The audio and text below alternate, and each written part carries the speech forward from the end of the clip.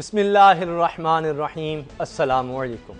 ملک انتہائی اہم دور سے گزر رہا ہے، یہ فرمانا ہے چیف آف آرمی سٹاف کا، اور آئین پاکستان کے نگہبان چیف جسٹس آف پاکستان کہتے ہیں کہ اب وہ دن گئے جب ملکی استحکام کا تعین ٹینکوں اور میزائلوں سے کیا جاتا تھا۔ ملک کی ایک آئینی شخصیت اور دوسری سرکاری عہدے پر براجمان شخصیت کے مذکورہ بیانات بتا رہے ہیں کہ ہم غیر معمولی حالات سے گزر رہے ہیں۔ دونوں عہدیدار اپنے ادارے اور محکمے کی ماضی کی غلطیوں کو تسلیم بھی کر رہے ہیں اور اپنی اپنی دانست کے مطابق ملک کو صحیح ڈگر پر ڈالنے کا نسخہ بھی بیان کر رہے ہیں۔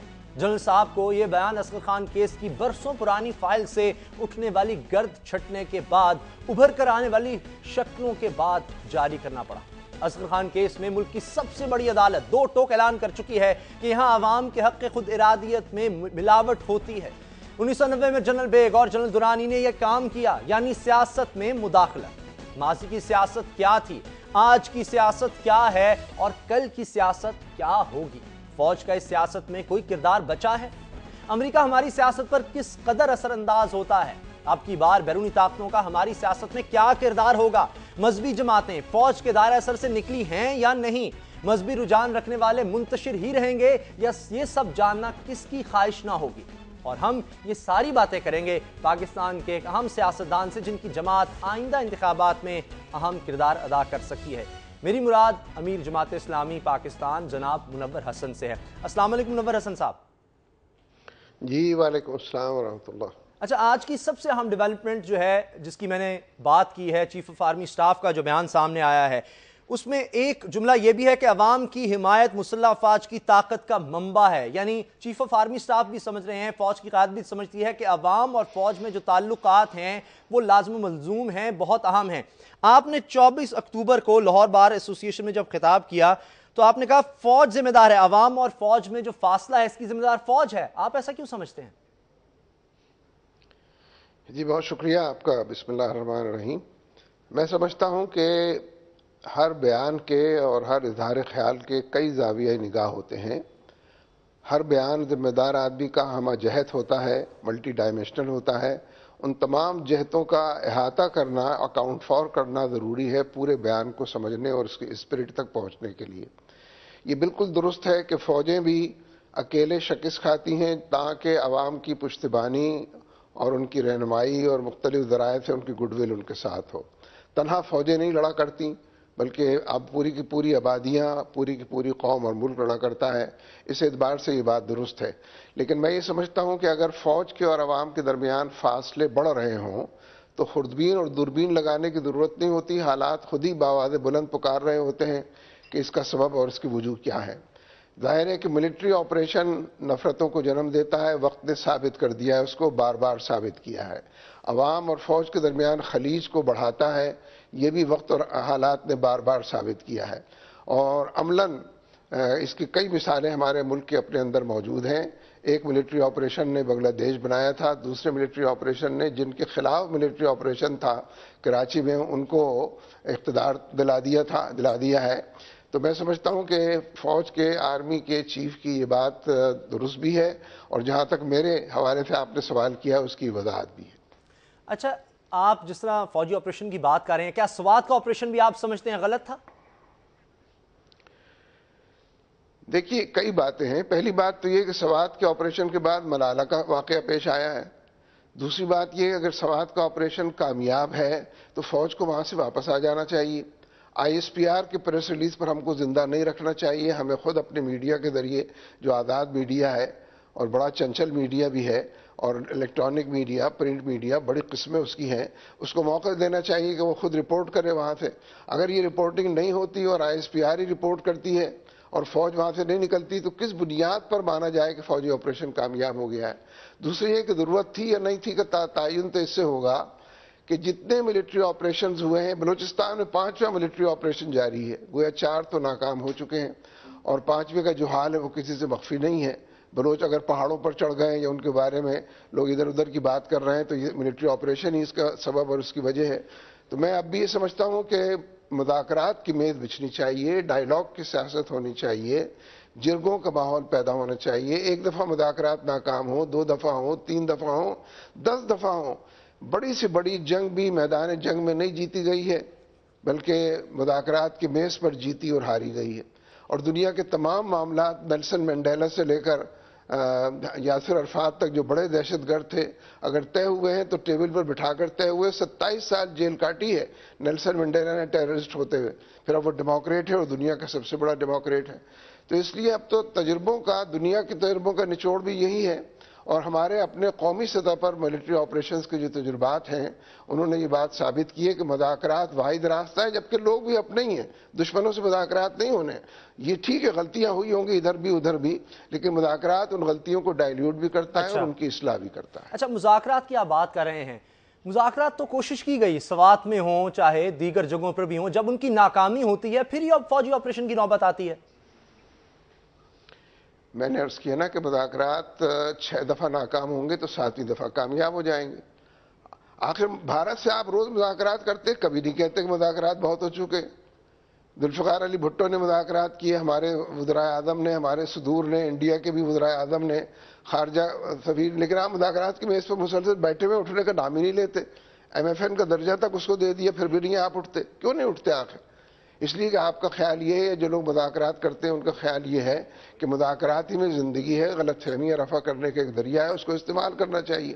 تو زندگی کے باقی دائروں میں آپ جس چیز کو 100% تسلیم کرتے ہیں, اس دائرے میں تجربات سے گزرنے کے باوجود اور تلخیاں سہنے کے باوجود آخر کیا بات ہے؟ میرے نزدیک تو امریکہ کا دباؤ ہے, امریکن پریشر ہے, ڈو مور کی رٹ ہے, اور مختلف ہیلے بہانوں سے وہ ہم سے لڑانا چاہتا ہے, ہمارا ہاتھ ہمارے گریبان میں ڈالنا چاہتا ہے, ہمارا دامن ہمارے ہی ہاتھوں داغدار کرنا چاہتا ہے. تو ظاہر ہے کہ اس کانٹیکسٹ کو ہمیں سمجھنا بھی چاہیے. اسی لیے شمالی وزیرستان پر ان کا پریشر تھا. اب وہ کہتے ہیں کہ ہم نے پریشر ہٹا لیا ہے اور ہم سمجھتے ہیں پاکستان کو خود فیصلہ کرنا چاہیے. اچھا, یہ تو تسلیم کر لیا نا انہوں نے, جب تک وہ مذاکرات شروع کرنے کے لیے کچھ شرائط تو ہو سکتی ہیں, کم از کم خودکش حملے بند ہوں, اس طرح سے جو عام لوگ ہیں ان کو نشانہ بنایا جائے, روزانہ بم دھماکے ہوتے ہیں, جو امن لشکر ہیں ان پر خودکش حملے کیے جاتے ہیں, جرگہ ہو رہا ہوتا ہے وہاں خودکش حملے ہوتے ہیں, کم از کم یہ رکیں تو پھر ہی مذاکرات کی طرف جایا جا سکتا ہے. دیکھیے, جن چیزوں کو ختم کرنے کے لیے مذاکرات کیے جانے ہیں ان کو پہلے شرط کے طور پر آپ لگا دیں کہ اس کو ختم کیے جائے, تو کیسے ہو سکتا ہے؟ اور امریکہ بہادر جو ہے وہ طالبان سے مذاکرات جنیوا میں بھی کر رہا ہے, بون میں بھی کر رہا ہے, UAE میں بھی کر رہا ہے, اور خواہاں ہے کہ پاکستان کی حکومت اور پاکستان کی فوج بھی مذاکرات کے اندر شریک ہو جائے اور اس میں شیئر ڈالے, اپنا حصہ ڈالے. تو جو امریکہ طالبان سے مذاکرات کے لیے بے قرار ہے, بے چین ہے, مضطرب ہے, وہ امریکہ پاکستان پر دباؤ ڈالتا ہے کہ مذاکرات نہ ڈالے. ہم بھی اسی کسی بات کرنے لگتے ہیں اور اسی کسی دلائل دہرانے لگتے ہیں. اچھا, سابق امیر جماعت اسلامی قاضی حسین احمد صاحب کا بیان یہ سامنے آیا, ان کا کہنا ہے کہ وہ جو افغان حکومت ہے, طالبان ہے, ان کے درمیان مصالحت کا کردار ادا کر سکتے ہیں, کیونکہ ان دونوں سے کافی قریبی تعلقات اب بھی ہیں, ماضی میں بھی رہے ہیں. اس کے بارے میں بھی آپ سے جاننا چاہوں گا, لیکن ابھی وقت بریک کا ہو رہا ہے, بریک کے بعد ملتے ہیں.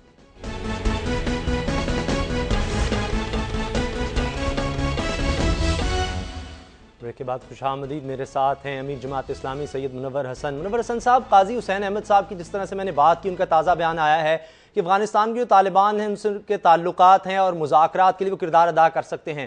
تو پاکستانی طالبان سے بھی کیا ہم سمجھیں کہ قاضی حسین احمد صاحب کردار ادا کر سکتے ہیں مذاکرات کے لیے؟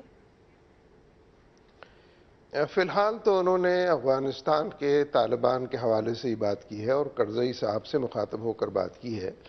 میں سمجھتا ہوں ان کی ایک گڈ ول پائی جاتی ہے, ان کا ایک کیریئر ہے اس معاملے میں. بڑے لمبے عرصے تک انہوں نے ان تمام لوگوں کو ڈیل کیا ہے جو افغانستان کے جہاد میں پہلے شریک تھے. تو اگر ان کے گڈ آفیسز سے فائدہ اٹھانے کا حکومت طے کرے تو اس سے پہلے اسے یہ طے کرنا چاہیے کہ آیا وہ یہ کام کرنا بھی چاہتی ہے یا نہیں, اور کوئی بساط بچھا کر معاملات کو ریزالو کرنا چاہتی ہے یا نہیں. پہلے ان کی طرف سے کسی ڈیٹرمنیشن کا, عزم صمیم کا معاملہ ظاہر ہونا چاہیے. اس کے بعد قاضی حسین احمد صاحب ہوں یا اور کئی لوگ ہوں, ان سب سے مدد لی جا سکتی ہے اور لی جانی چاہیے. قومی کاز کے لیے سب لوگوں کو کمر بستہ ہونا چاہیے. اچھا, افغانستان کے جہاد کی جب ہم بات کرتے ہیں تو ایک الزام یہ بھی لگتا ہے جماعت اسلامی پر کہ عامروں کے وقت میں بھی جماعت اسلامی نے کچھ ساتھ دیا, فوج کے ساتھ ایک دور میں قربتیں تھیں. اب یہ فاصلوں کی وجہ کیا ہے؟ کائے کی وجہ؟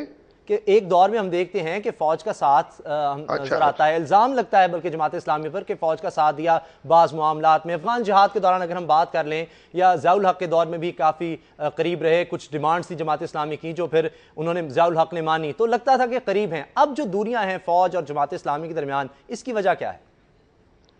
نہیں دیکھیے، قربتیں پہلے بھی اتنی نہیں تھیں جتنی آپ بیان کر رہے ہیں، اور دوریاں اس وقت بھی اتنی نہیں ہیں جتنی آپ کا خیال ہے.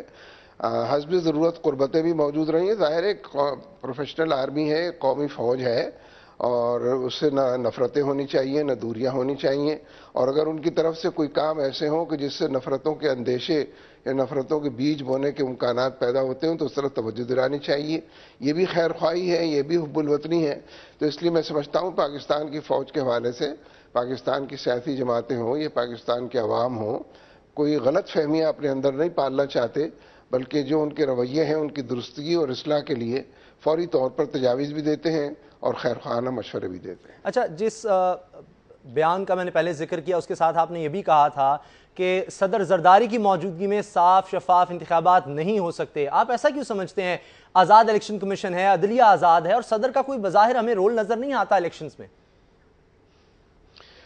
صدر کے بارے میں تو جتنے فیصلے سپریم کورٹ نے کیے ہیں ان میں سے کسی ایک پر بھی عمل نہیں ہوا. اس کے 2 آفیسز کے بارے میں بھی عمل نہیں ہوتا. اس کا سیاسی اکھاڑا جو انہوں نے بنا رکھا ہے صدارتی محل کو، صدر صاحب اس پر بھی عمل نہیں کرتے. تو آخر حسن ظن رکھنے کی، یہ خوشگمان ہونے کی کوئی وجوہ اور اسباب تو ہونے چاہیے. جو وجوہ اور اسباب ہیں وہ اس سے مختلف ہیں. پھر سب سے اہم معاملہ یہ ہے کہ اب اس وقت یہ جو کراچی کا ایشو بنا ہے، طالبانائزیشن یا 7,000 طالبان کے وہاں پہنچنے سے، اور ایم کیو ایم اس میں انیشیٹو لے رہی ہے، اور وہ یہ ریفرینڈم کرا رہے ہیں کہ قائد اعظم کا پاکستان یا طالبان کا. حالانکہ دہشت گردوں سے پاک اور بتہ خوروں سے پاک پاکستان ہم کو چاہیے، اور جنہوں نے بوری بند لاش کا کلچر ایجاد کیا ان کے ناپاک عزائم سے پاک ہمیں پاکستان چاہیے. تو یہ تو دراصل ایک لڑائی کی ابتدا ہے کہ انیشیٹو لیا جا رہا ہے کہ کسی طریقے سے وہاں اس بنیاد پر جھگڑے شروع ہو جائیں، فساد پیدا ہو جائے اور کہا جائے کہ طالبان کر رہے ہیں. ایک موہوم سی بات ہے. اول تو کراچی میں 7,000 کی حیثیت کیا ہے؟ اچھا، کہ ان کے لیے لا اینڈ آرڈر انفورس کرنے والی ایجنسیاں بھی کافی نہیں ہیں، رینجرز بھی کافی نہیں ہیں، اور ایم کیو بھی کافی نہیں ہے، اور اس کے لیے ادھر ادھر سے کمک. تو میں سمجھتا ہوں کہ یہ تمام چیزیں زرداری صاحب کی ناک کے نیچے ہو رہی ہیں. اچھا، یہ طالبان کراچی میں آپ کی نظر میں نہیں ہیں یا ان کی کوئی سیاسی حمایت وہاں پر نہیں ہے؟ 2 الگ الگ باتیں ہیں. پہلی بات یہ ہے کہ اگر ہیں تو اس کا کچھ ثبوت ہونا چاہیے. میرے علم کی حد تک تو نہیں ہے. جن کو علم ہے وہ حکومت میں. اگر ایم کیو ایم یہ بات کہتی ہے تو وہ تو حکومت میں، انہیں تو ان کو آنے نہیں دینا چاہیے تھا. سپریم کورٹ نے بھی کہا ہے کہ طالبان جو ہیں ان کی کراچی میں اگر اثر و رسوخ ہے یا وہ آ رہے ہیں تو اس کو دیکھنا چاہیے، پولیس کو کنٹرول کرنا چاہیے. سپریم کورٹ نے بھی یہ کہہ دیا. نہیں، سپریم کورٹ نے بھی کہہ دیا. سپریم کورٹ تو یہ کہہ چکی ہے کہ سندھ کی حکومت ہی ناکام ہو چکی ہے، اس کو اسٹیپ ڈاؤن کر جانا چاہیے. اب تک مستعفی 2 دفعہ ہو جانا چاہیے تھا. بلوچستان حکومت کے بارے میں یہ نہیں، دونوں کے بارے. سندھ حکومت کے بارے میں 2 دفعہ ہو چکا ہے. پہلے پچھلے اجلاس میں بھی یہ بات ہوئی تھی، اور اب بھی یہ کہا گیا ہے کہ سندھ میں کے اندر کوئی حکومت نہیں ہے، اور جو کچھ ہو رہا ہے اس کے نتیجے میں وہاں حکومت کا ہونا تو بالکل اس کے شایع نشان نہ ہوگا جو کچھ کیا جا رہا ہے. تو اس لیے بنیادی سوال یہ ہے کہ زرداری صاحب اس ایشو کو جو کراچی کا ہے الیکشن کے التوا کے لیے استعمال کرنا چاہتے ہیں، یا الیکشن کو 100% ایم کیو ایم کی جھولی میں ڈالنے کے لیے استعمال کرنا چاہتے ہیں. دونوں صورتوں میں فیئر الیکشن دور دور نظر نہیں آتا. مجھے تو یہ بھی خدشہ ہے کہ بلوچستان کے حالات اور فاٹا کے اور ٹرائبل ایریاز کے حالات کو بہانہ بنانے کی کوشش کی جائے گی کسی عبوری حکومت کے ذریعے، کسی اور ذریعے سے، کہ یہاں الیکشن نہیں ہو سکتے. اسی لیے میں گرینڈ الائنس کی بات کرتا ہوں، ان تمام لوگوں پر مشتمل جو پیسفلی یہ پریشر بڑھائیں کہ حکومت ایز پر اسکیڈول الیکشنز کا انعقاد کرے، یقینی بنائے. اچھا، گرینڈ الائنس کی تو آپ بات کرتے ہیں، لیکن فضل الرحمان صاحب کے ساتھ ہی جو ہے ناراضگی چل رہی ہے. اختلافات کی وجہ کیا ہے؟ گرینڈ الائنس کی بات تو ایک نکاتی ایجنڈے پر کرتے ہیں. سب لوگ الیکشنز چاہتے ہیں، اور جو یقینی طور پر چاہتے ہیں ان کو ہینڈ شیک کرنا چاہیے اور ہینڈ گلوز ہونا چاہیے، اور اس منیمم ایجنڈے ہی کو کیری آؤٹ کرنے کے لیے ساری کوششیں کرنی چاہیے. جہاں رہ گیا معاملہ فضل الرحمان صاحب کا، وہ گرینڈ الائنس کا نہیں ہے معاملہ، وہ تو ایم ایم اے کا ہے. ایم ایم اے 2002 میں فنکشنل تھی، اس نے بہت اچھے الیکشن کے رزلٹ شو کیے، ایک صوبے میں حکومت بھی بنائی، مرکز کے اندر بھی ایک رول ادا کیا. 2008 سے وہ ڈس فنکشنل ہے، یعنی 4 سال ہو چکے ہیں اس کو. تو ہم یہ چاہتے ہیں کہ پہلے بحال کرنے سے پہلے بے حال ہونے کے جو اسباب اور وجوہ ہیں ان کو اکاؤنٹ فار کرنا چاہیے، ان کا احاطہ کرنا چاہیے، اور اس کا تعین ہونا چاہیے کہ کس کے رویوں کی وجہ سے، یہ فیصلوں پر عمل درآمد نہ ہونے کی وجہ سے، کس کی وجہ سے ایم اے میں بے حال ہوئی. کیونکہ فضل الرحمان صاحب نے تو الیکشن میں جی یہ جو ایم اے میں فعال نہیں رہی، اس کی وجہ فضل الرحمان صاحب ہیں؟ نہیں، میں یہ نہیں کہہ رہا، میں یہ کہہ رہا ہوں کہ اس کا جائزہ لینا چاہیے. یہ بات ہم نے مولانا فضل الرحمان صاحب سے بھی عرض کی ہے کہ اس کا جائزہ ہونا چاہیے تاکہ پلیس کیا جا سکے کہ کس کی غلطیوں سے ہم یہاں تک پہنچے ہیں. تو یہ جائزہ لینے میں تو کسی کا نام ابھی نہیں آ رہا ہے. جب جائزہ لیا جائے گا تو جیسے سب کی رائے ہوگی، جو فیصلے ہوئے ہیں اور عمل درآمد نہیں ہوا، اس کے مطابق باتیں جو آگے بڑھیں گی. اچھا، 2008 میں بھی الیکشنز میں جماعت اسلامی نے حصہ نہیں لیا کہ صدر مشرف کے ہوتے ہوئے صاف اور شفاف الیکشنز نہیں ہو سکتے. اب صدر زرداری کے بارے میں بھی آپ وہی بیان دے رہے ہیں، تو کیا 2013 میں پھر جماعت اسلامی کیا کرے گی؟ الیکشنز میں جائے گی یا نہیں جائے گی؟ اس کا جواب بھی لیں گے اس بریک کے بعد. ہمارے ساتھ رہیے.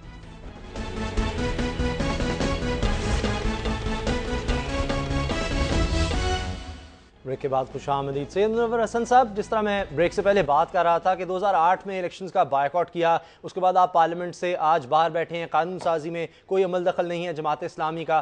تو اب جب آپ کہہ رہے ہیں کہ صدر زرداری کی موجودگی میں بھی صاف اور شفاف انتخابات ممکن نہیں ہیں، تو آئندہ الیکشنز میں پھر آپ کیا کریں گے؟ دیکھیے، اتنی جلدی اور بعجلت فیصلے تو نہ کیجیے. اگر ہم یہ کہہ رہے ہیں کہ ان کے ہوتے ہوئے فیئر الیکشنز کی امید کم ہے، تو ہم اس کو پریشر بڑھانے کے لیے استعمال کر رہے ہیں، لوگوں کو اعتماد میں لے رہے ہیں، گرینڈ الائنس کی تجویز دے رہے ہیں، اور الیکشن کو فیئر کرانے کے ان کے ہوتے ہوئے جو طریقے ہو سکتے ہیں ان سب کو اختیار کر رہے ہیں. تو اس لیے یہ تمام پروسیس جاری ہے اور جاری رہے گا. اس لیے میں نہیں سمجھتا یہ کوئی وردی کے اندر ملبوس صدر نہیں ہے اور کوئی آرمی کے chief of staff Pervez Musharraf کی طرح نہیں ہے کہ ان کے بارے میں یہ طے کر لیا جائے کہ ان کے ہوتے ہوئے اگر نہیں ہوں گے. ہم اگر ان کے ہوتے ہوئے ہوئے بھی تو پھر پولنگ اسٹیشن کے حوالے سے اور پولنگ ڈے کے حوالے سے اور اس سے پہلے اور اس کے بعد وہ تمام طریقے اختیار کریں گے جس کے نتیجے میں ان فیئر الیکشنز کو فیئر میں تبدیل کیے جا سکے اور حالات کی خرابی کا علاج کیا جا سکے. اچھا، حکومت کی جانب سے بھی گلہ کیا جاتا ہے اور لوگ بھی کرتے ہیں گلہ، کئی صحافی بھی، کہ جب بھی کوئی حملہ ہوتا ہے طالبان اس کی ذمہ داری قبول کرتے ہیں، چاہے ملالہ یوسفزئی پر حملہ ہو. جماعت اسلامی کی طرف سے مذمت تو کی جاتی ہے لیکن طالبان کا نام لے کر ان کے خلاف کچھ نہیں کہا جاتا. تحریک طالبان پاکستان کی مذمت نہیں کی جاتی. ملالہ کی کتنے لوگوں نے مذمت کی جب اس نے کہا کہ فرعون یاد آ جاتا ہے داڑھی کا ذکر کر کے؟ کسی نے کی مذمت اس کی؟ ملالہ کی کتنے لوگوں نے مذمت کی جب اس نے کہا کہ اسٹون ایج کی طرف لے جانا چاہتے ہیں مجھ کو؟ اتنی چھوٹی سی بچی جو قوم کا مستقبل ہے، اتنی معصوم سی بچی، کس نے اس کو ڈائیلاگ سکھائے ہیں؟ جنہوں نے ایئر ایمبولنس بھیجی ہے، جنہوں نے اس کے لیے تمام اخراجات کیے ہیں، تو اس پر تو آپ نہیں سوال کرتے کبھی کسی سے. مجھے حیرت ہے کیوں نہیں کرتے آپ. تو اگر کوئی بچی اس طرح کہتی ہے تو کیا اس کو اس طرح سزا دی جا سکتی ہے؟ نہیں، سزا نہیں، آپ کو اس کی مذمت کرنی چاہیے. یعنی چینل سے مجھے گلہ ہے، شکوہ ہے کہ ملالہ کو، یعنی ایک خاتون ہے، ایک لڑکی ہے پورے ملک کے اندر جو ملالہ ہے، اور 18 کروڑ لوگ جو سلالہ ہے، اس پر تو کوئی معافی بھی نہیں مانگتا. معافی کے لیے درخواست دی 13 سالہ جاتی ہے. بچی کا ذہن کتنا پختہ ہو سکتا ہے؟ بلکہ یہ جو اس نے جو کچھ کہا وہ تب اس کی عمر شاید 9-10 سال کے لگ بھگ تھی، اور پھر جس طرح سوات میں جو حالات رہے ہیں، جتنی وہ خوفزدہ رہی، کیا یہ نہیں ہے کہ اس کا ذہنی طور پر اتنی وہ متنفر ہو رہی تھی ان لوگوں سے جس کی وجہ سے وہ کہنے پر مجبور ہوئی؟ اور کیا اگر 9 سال میں بچہ اس طرح لکھتا ہے تو اس کو کس طرح سے ہم اس کی مذمت کر سکتے ہیں؟ اس کو سمجھایا جا سکتا ہے، اس کو پیار اور اخلاق کے ذریعے، اور اس کے بعد جو اس کے ساتھ جو سلوک کیا گیا اس کی تو مذمت کی آپ نے، لیکن طالبان کے بارے میں کوئی لفظ نہیں بولا گیا ان کے خلاف. اصل میں جتنا گلہ آپ کو اس پر ہے کہ طالبان کے بارے میں کوئی لفظ نہیں بولا گیا، مجھے 1000 زیادہ، اس سے گنا زیادہ گلہ ہے کہ آپ ملالہ کو ایک ایسا ہیرو ہیروئن بنا رہے ہیں کہ پاکستان کی تو اصل بیٹی وہی ہے. نہ اس سے پہلے پچھلے 65 سال میں کوئی بیٹی پیدا ہوئی ہے پاکستان میں، نہ اس کے بعد کوئی امید ہے. ساری تحسینیں جو ہیں اور اس کے ڈونگرے جو اسی پر برس رہے ہیں، تو وہ ہماری بیٹی ہے، ہمیں پتہ ہے. اس کو اس عمر کی بچی کچھ بھی نہیں کہہ سکتی اس طرح کے الفاظ. یہ سارے ڈائلاگ، اگر ہم یہ دلیل لیں تو علامہ اقبال کو بھی فاطمہ بنت عبداللہ ہی یاد آتی ہے، اور بھی بہت سی بچیاں تھیں اس وقت، اور بھی بہت سے لوگ تھے. عافیہ صدیقی ہی ہے جو ظلم کا شکار ہے، عراق میں بھی بہت سی خواتین ہیں اور افغانستان میں بھی ہیں. تو یہ تو دلیل ہم نہیں دے سکتے کہ کسی ایک کا تو جس پر ظلم ہو رہا ہے اس کے لیے ہمیں آواز بلند کرنی ہوگی. نہیں، آپ آواز ضرور بلند کریں اور سب نے کی ہے، لیکن جب آپ طالبان کے بارے میں مجھ سے پوچھتے ہیں تو مجھے حق پہنچتا ہے نا کہ ملالہ کے بارے میں آپ نے کوئی پروگرام کیا کہ اس کو فرعون، میری داڑھی ہے آپ مجھے فرعون کہہ رہے ہیں کیا؟ یا اسٹون ایج کی بات کرتے ہیں جب ہم کہتے ہیں کہ اس پوری ڈائری کے جو اوراق ہیں، ہم اپنے والدین کو، بزرگوں کو، ہم داڑھی رکھتے ہیں نبی اکرم صلی اللہ علیہ وسلم کی وجہ سے، آپ فرعون کا نام لے دیتے ہیں، غصہ نہیں آئے گا؟ آپ کو آنا چاہیے غصہ، اور اگر غصہ نہ آئے ذرا سوچنا چاہیے۔ مگر اس نے کسی اور کو تو کہا نہیں، آپ کے بارے میں یا میرے بارے میں اس بچی نے نہیں کہا۔ وہ لوگ جو اس کو اسکول جانے سے روکتے تھے اور اس کو خطرہ محسوس ہوتا تھا ان سے، اسکول بند کر رہے تھے بچوں کے، ان کے بارے میں کہا۔ آپ توجیہ یا وضاحت اور توجیہ مت پیش کریں، جو اس نے کہا ہے اس کو ذرا سنا دیں پھر سے۔ اس کی ڈائری میں لکھا ہوا ہے کہ جب داڑھی کا ذکر آتا ہے تو مجھے فرعون یاد آتا ہے۔ اچھا، کسی نے یہ نہیں کہا اس نے کہ جو لوگ یہ کرتے ہیں وہ کرتے۔ اچھا، اس معاملے میں غلط کام کرے تو غلط کام کی مذمت ہونی چاہیے، داڑھی کی مذمت کیوں کرتے ہیں؟ اچھا، اس لیے آپ نے ملالہ کے بارے میں جو اس کو سینکٹیٹی دے دی ہے، جو ایک تقدس، گائے کا بھی تقدس نہیں ہوتا اتنا، اس سے زیادہ اس کو تقدس فراہم کر دیا ہے، اور ساری انٹرنیشنل برادری نے، امریکی صدر بیان دے رہا، کبھی دیا آج تک امریکی صدر نے پاکستان کے بارے میں بیان؟ 24 ہمارے جوان شہید ہو گئے، امریکیوں نے معافی نہیں مانگی آج تک۔ یونائٹڈ نیشنز کا سیکرٹری جنرل بیان دے رہا ہے، امریکہ کی وزیر خارجہ بیان دے رہی ہے، زرداری صاحب کہہ رہے ہیں میں اپنی جیب سے اس کا خرچ اٹھاؤں گا، اس لیے کہ قوم کی کوئی اور بیٹی نہیں ہے جس کا خرچ وہ اٹھائے، تو اس لیے ضرور اٹھائیں، لیکن ایک ہی کو آئسولیٹ نہ کریں کہ 65 سال میں پاکستان نے صرف ایک بیٹی پیدا کی ہے جو فرعون کو پسند کرتی ہے، داڑھی کو ناپسند کرتی ہے۔ اچھا، مجھے لگ رہا ہے سارے واقعے میں جانا پسند کرتی ہے، سارے واقعے میں شاید ملالہ یوسفزئی جو ہے وہ قصوروار ہے۔ چلیں میں ملالہ کی مذمت کرتا ہوں، آپ طالبان کی مذمت کریں گے؟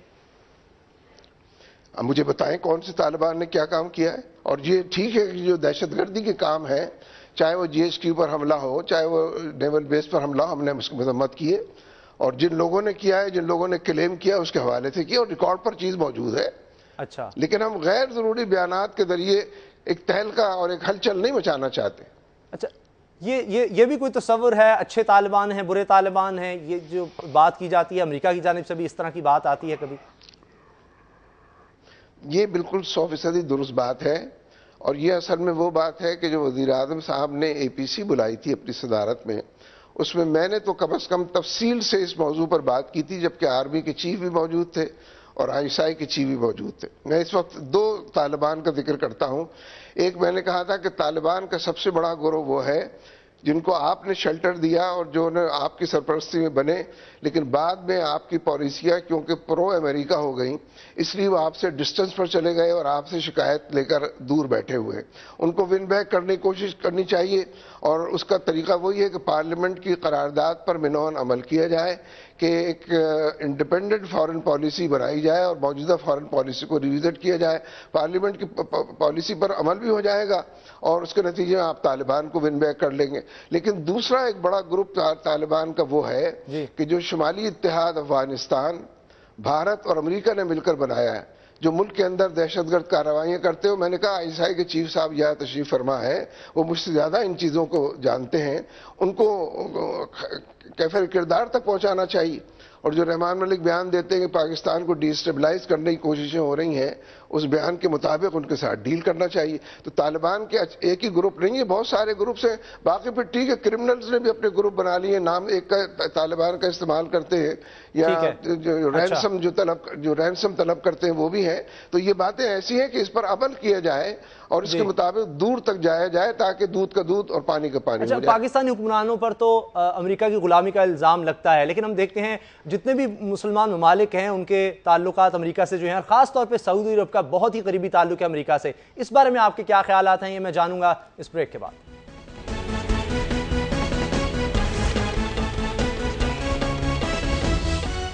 بریک کے بعد خوش آمدید۔ منور حسن صاحب، یہ فرمائیے گا کہ جو اچھے طالبان ہیں افغانستان میں جو نظام وہ لے کر آئے تھے، کیا وہی نظام جماعت اسلامی بھی پاکستان میں چاہتی ہے؟